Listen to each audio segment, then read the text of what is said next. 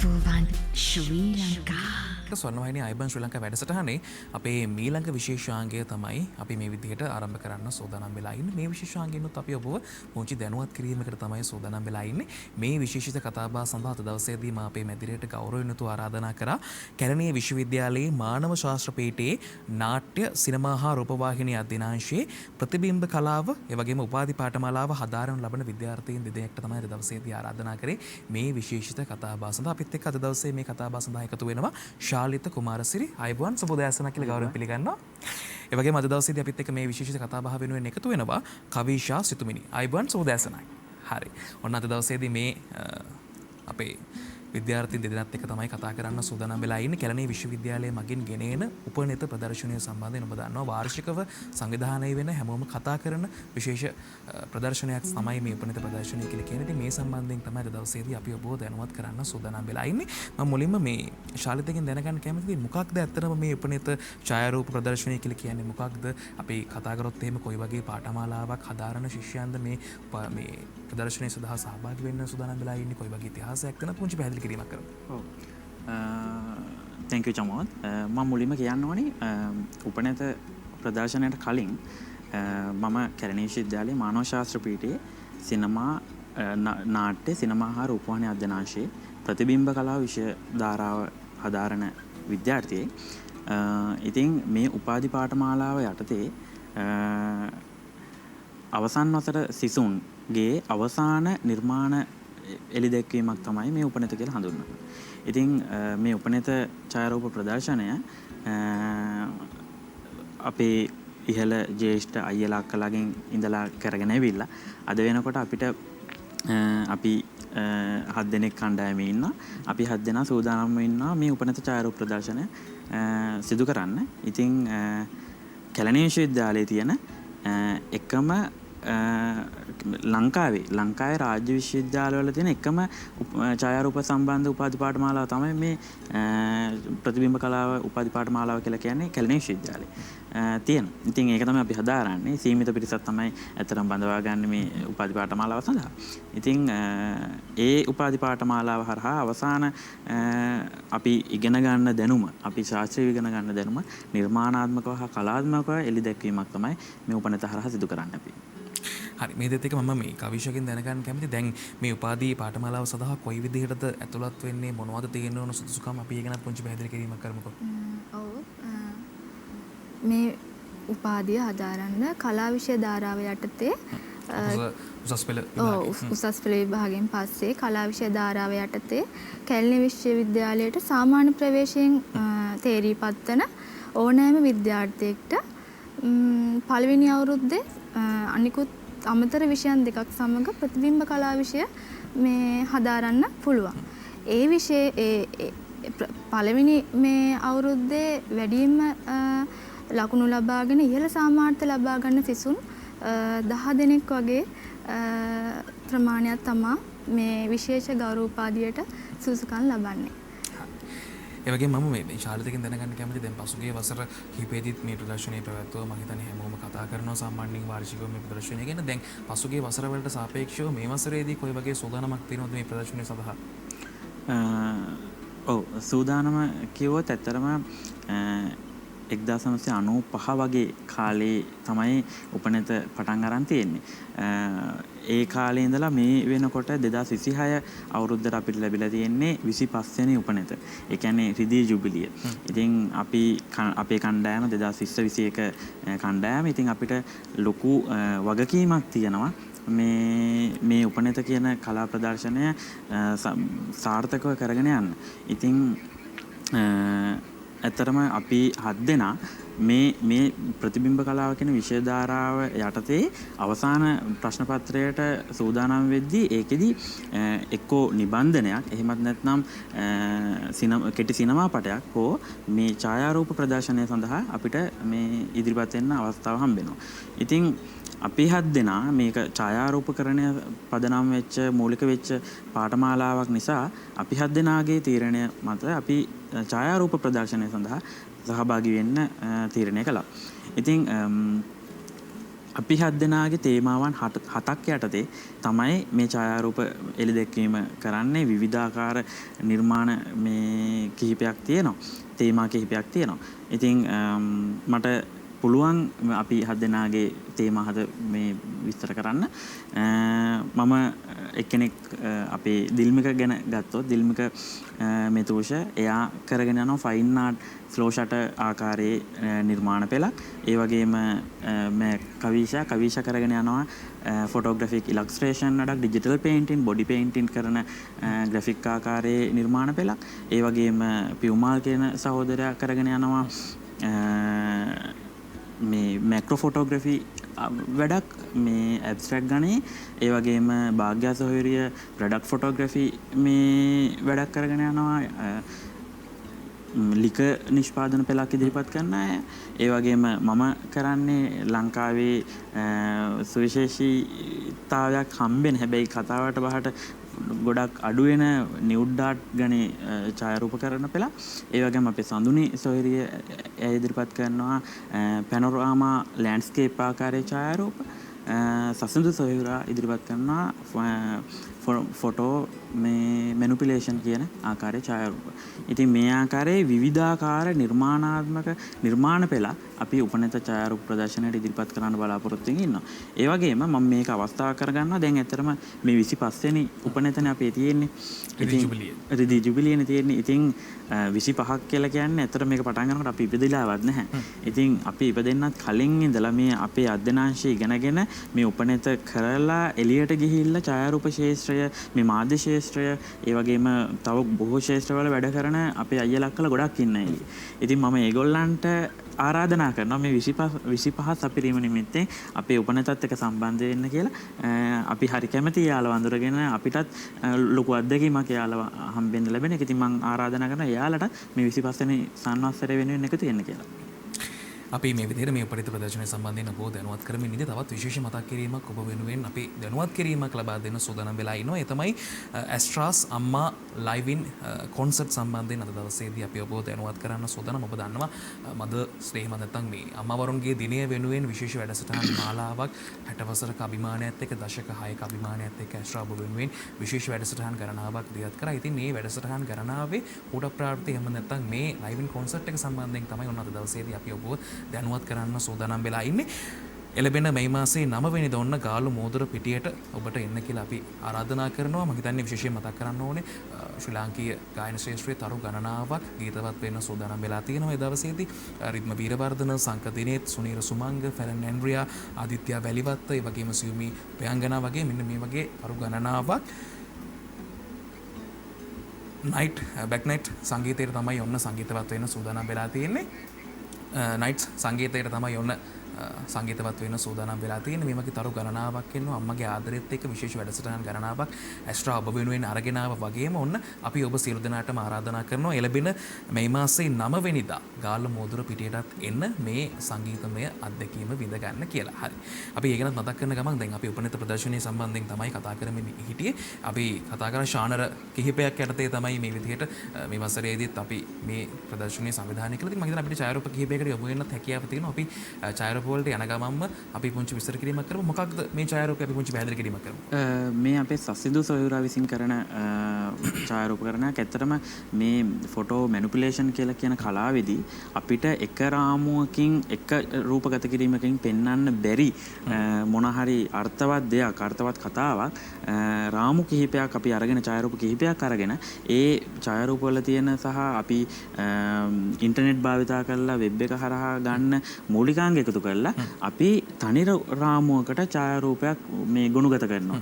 ඉතින් ඒකෙන් යම් කිසි ගැඹුරු අර්ථයක් අපි කියනවා අධි යථාර්ථවාදී කලාව කියලා කියන ඒ වගේ ගැඹුරු අර්ථයක් මේ එලි දැක්වීම තමයි මේ නිර්මාණය හරහා සිදු කරන්නේ. ඉතින් ඒක සංස්කරණය තමයි මේකෙදි මූලික වෙන්නේ. මූලිකම මේ කාරණය සංස්කරණය. ඉතින් ඒ හරහා ඡායාරූපයක් මේ නිර්මාණයක් එලි දැක්වීම තමයි මේකෙදි සිදු වෙන්නේ. හරි. අපි තවත් ඡායාරූපයකට අපිට යන්න හැකියාවක් තියෙනවා. අපි තවත් ඡායාරූපයකට යමු.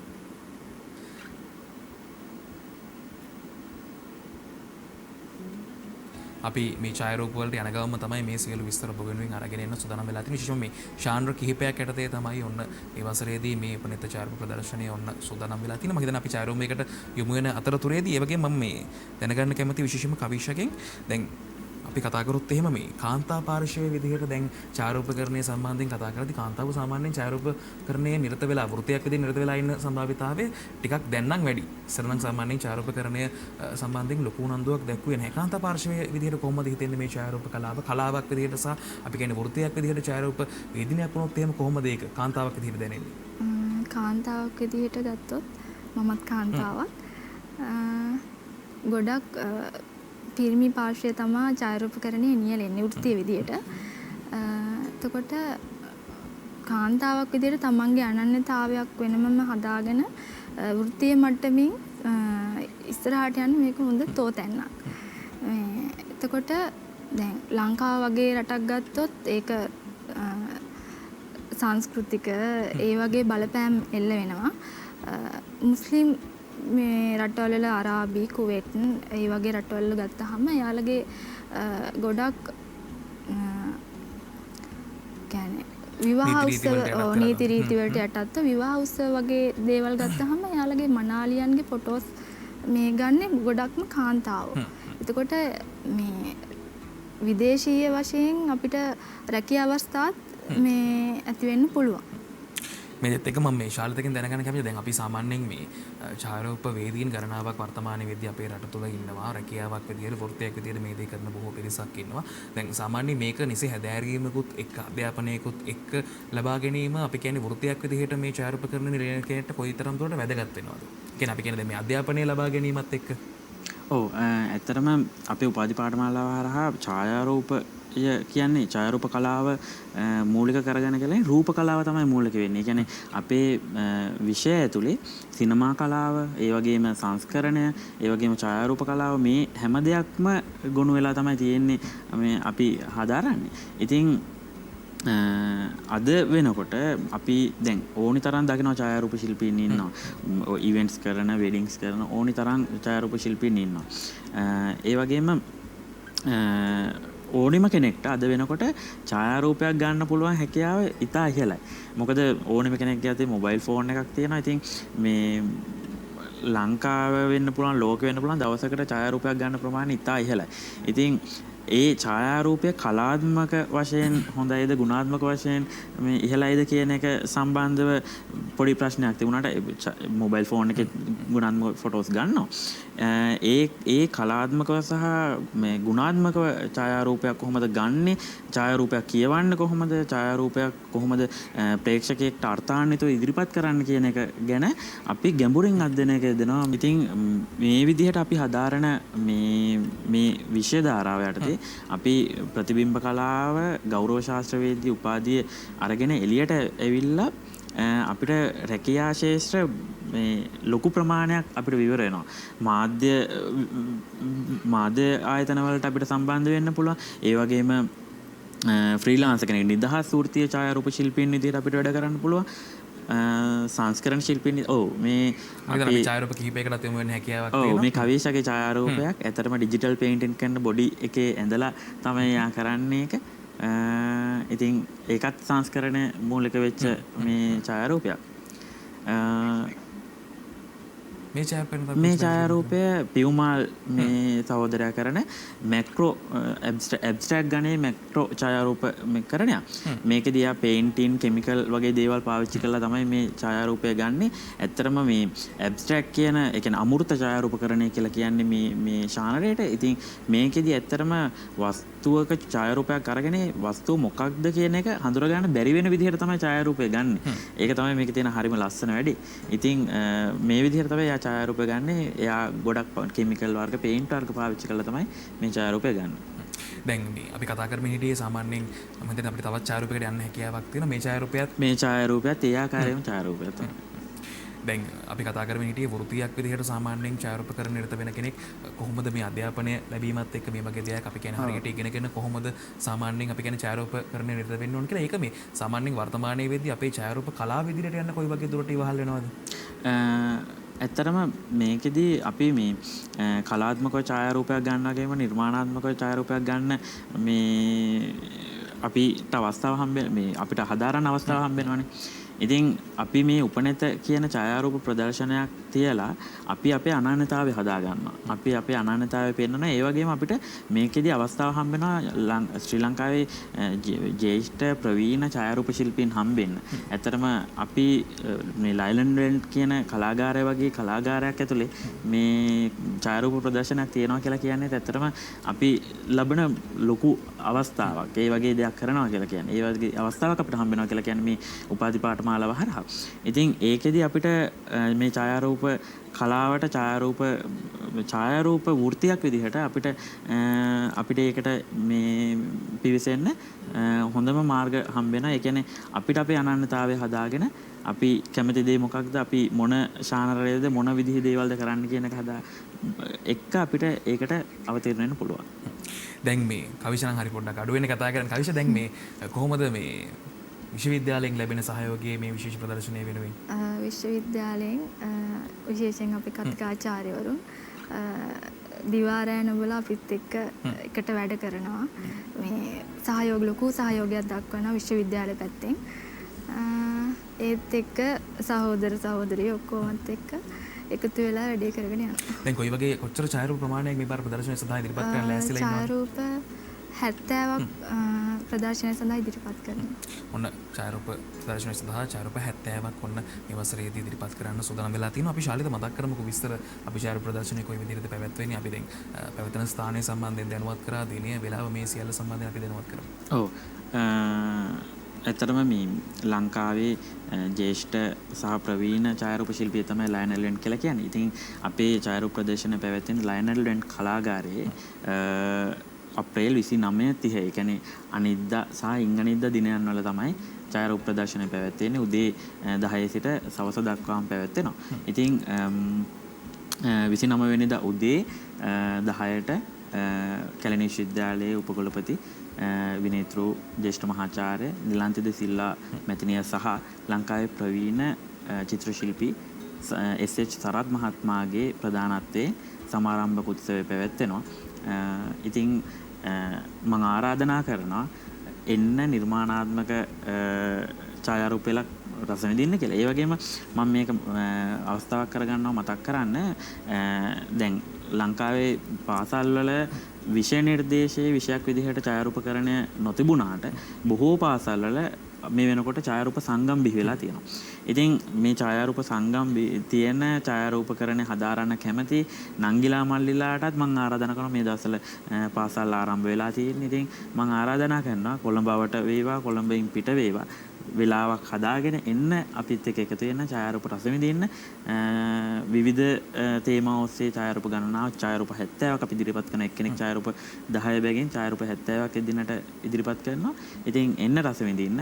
මම හැමෝටම ඒ වගේම මම කියන්න ඕනේ මේක සම්පූර්ණයෙන්ම නොමිලේ පැවැත්වෙන ඡායාරූප ප්‍රදර්ශනයක්. ලයනල් වෙන්ට් කලාගාරයේ නොමිලේ පැවැත්වෙන ඡායාරූප ප්‍රදර්ශනයක්. ඉතින් මේ වගේ නිර්මාණ පෙළක්, මේ වගේ අවස්ථාවක් රස විඳින්න එන්න කියලා මම ඇත්තටම විවෘත ආරාධනාවක් කරනවා. සියලු දෙනාට විවෘත ආරාධනා කරන ගමන් ශාලිත මම දැනගන්න කැමතියි. දැන් අපි කතා කරා මම හිතන්නේ මේ උපාධි පාඨමාලාව සම්බන්ධයෙන්. දැන් උපාධි පාඨමාලාව තුළදී කොයි වගේ දේවල් ඉගෙන ගන්න හැකියාවක් තියෙනවද? අපි ඒ ගැන පුංචි පැහැදිලි කිරීමක් කරමු. කොයි වගේ කාල සීමාවක් මේ උපාධි පාඨමාලාවේ හදාරන්න ඕනේද? අපි ඒ ගැන මතක් කරමු. ඔව්. මුලින් අපේ කවිෂ කිව්වා වගේ අපි සාමාන්‍ය ප්‍රවේශ යටතේ උසස් පෙළ කළා.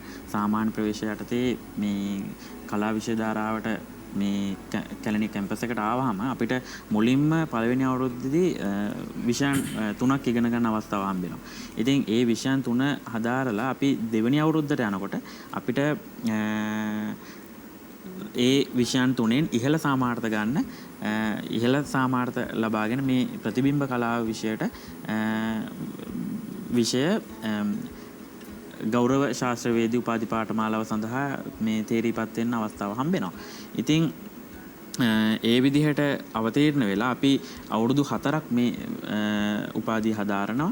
ඉතින් මේ උපාධිය හරහා අපි සිනමා සිනමාව සම්බන්ධව සිනමා විචාරය සම්බන්ධව සිනමා කැමරාකරණය ඒ සියලු අපි මේ වෙනකොට ඇත්තටම දෙවෙනි අවුරුද්ද සහ තුන්වෙනි අවුරුද්දේදී කෙටි චිත්‍රපටයක් සහ වාර්තා චිත්‍රපටයක් මේ එළි දක්වලා තියෙනවා.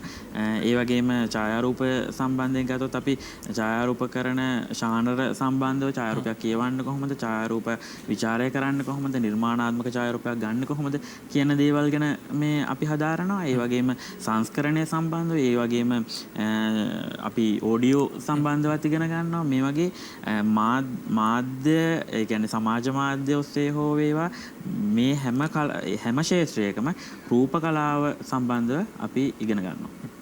අපි මේ සම්බන්ධයෙන් දැනුවත් කරමින් ඉඳි අපි ඔබට විශේෂයෙන් මතක් කරන්න ඕන දශක 6ක විශ්වාසය දිනාගත්ත ඇස්ට්‍රා විශේෂයෙන්ම මේ මවරුන්ගේ දිනය නිමිති කරගෙන විශේෂ වැඩසටහන් ගණනාවක් දියත් කරා. ඒ විශේෂ වැඩසටහන් මාලාවේ යටතේම ඔවුන්ගේ ඇස්ට්‍රාස් අම්මා ලයිව් ඉන් කොන්සර්ට් සම්බන්ධයෙන් තමයි අපි ඔබව දැනුවත් කරන්න සූදානම් වෙලා ඉන්නේ. ජාත්‍යන්තර මවරුන්ගේ දිනය නිමිති කරගෙන තමයි ලැබෙන මේ මාසේ 9 වෙනිදා තමයි හැබැයි ඔන්න මෙන්න මේ ප්‍රසංගය පවත්වන්න මේ විදිහ සියලු කටයුතු සූදානම් කරලා තියෙන්නේ. අම්මගේ ආදරයත් අරගෙන ඔන්න අපි ඔබට ආරාධනා කරනවා මේ මාසේ 9 වෙනිදා සවස් 6:30ට තමයි මේ සංගීත ප්‍රසංගය ආරම්භ වෙන්න සූදානම් වෙලා තියෙන. සවස් 3 සිට විවිධ ක්‍රියාකාරකම් තරඟ රාශියකට ඔබට සහභාගී වෙන්න යකි භෝග දිනා ගන්න හැකියාවක් තියෙනවා. වගේම සවස් 6:30ට මේ විශේෂ සංගීත ප්‍රසංගය ආරම්භ වෙන්නත් සියලු කටයුතු ඔවුන් සූදානම් කරලා තියෙන්නේ. ඔබ සියලු දෙනාටම ප්‍රවේශය ඔවුන් නොමිලේම මොන ඔබට ඇතුල් වෙන්න හැකියාවක් තියෙනවා. මතක් කරොත් එහෙම රිද්ම වීරවර්ධන, සංක දිනේත්, සුනීර සුමංග, ෆැලන් ඇන්ඩ්‍රියා, ආදිත්‍යා වැලිවත්ත, සියුමි ඔපයංගනා, ඒ වගේම රවීන් කනිෂ්ක වගේ මෙන්න මේ වගේ ගායන තරු ගණනාවක් එදා දවසට ගීතවත් වෙන්න සූදානම් වෙලා ඉන්නවා. නයිට් සංගීතයේ තමයි මේ ආදරණීය ගීතරු ගීතවත් වෙන්න සූදානම් වෙලා තියෙන. ඔන්න අම්මගේ ආදරය අරගෙන දශක 6ක විශ්වාසය තියෙන ඇස්ට්‍රා එක්කත් එකතු වෙන්න කියලා අපි ඔබට ආරාධනා කරනවා. දිගටම ස්වර්ණ වාහිනියත් එක්ක රැඳී ඉන්න අපි සූදානම් වෙලා ඉන්න ඕන ඔබට මේ ප්‍රසංගය සම්බන්ධිනුත් වැඩි විස්තර අරගෙන එන්න. අද දවසේදී අපි මේ විදිහට මේ උපරිත ප්‍රදර්ශනය සම්බන්ධයෙන් තමයි ඔබව දැනුවත් කරේ. මේ විශේෂිත කතාබහ වෙනුවෙන් අද දවසේදී අපේ මැදිරියට අපි ආරාධනා කරා කැලණිය විශ්වවිද්‍යාලයේ මානව ශාස්ත්‍ර පීඨයේ නාට්‍ය සිනමා හා රූපවාහිනී අධ්‍යනාංශයේ ප්‍රතිබිම්බ කලාව උපාධි පාඨමාලාව හදාරනු ලබන අපේ විද්‍යාර්ථීන් දෙදෙනෙක් තමයි අද දවසේදී ඔබව දැනුවත් කරන්න මේ විශේෂිත කතාබහ සඳහා එකතු වුණේ. ශාලිත කුමාරසිරි ඒ වගේම කවිෂා සිතුමිනි. ඔබ දෙපළටම බෙහෙවින්ම ස්තුතිවන්ත වෙන ගමන් ඔන්න ආයුබෝවන් කියලා සම්බෙනවා.